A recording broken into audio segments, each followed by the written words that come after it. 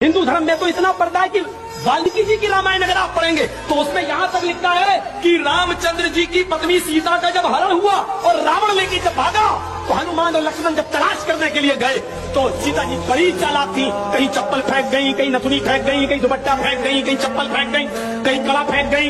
हनुमान एक एक चीज, ये चप्पल किसकी है? लक्ष्मण कहते मेरी भाभी की है सीता की। चलो इसी रास्ते से ले गया। और आगे के दुपट्टा मिला, ये दुपट्टा किसका है? ये दुपट्टा भी मेरी भाभी का, सीता का। चलो और आगे चलो, इसी रास्ते से लेकर गया और आगे बढ़े। एक एक चीज हनुमान जी देते गए और लक्ष्मण पहचानते गए। लास्ट में नाक में पहनने वाली नथुनी मिली, नथुनी।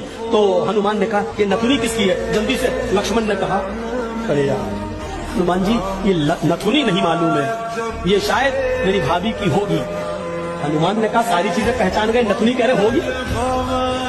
तो हनुमान जी के इस प्रश्न पर क्या जवाब दिया लक्ष्मण ने? हनुमान जी ये नथुनी अगर मेरी भाभी की थी भी तो मेरी भाभी नाक में पहनती थी, इसलिए मैं नहीं पहचान पा रहा हूँ, क्योंकि मैंने आज तक अपनी भाभी का चेहरा नहीं देखा। तो क्यों?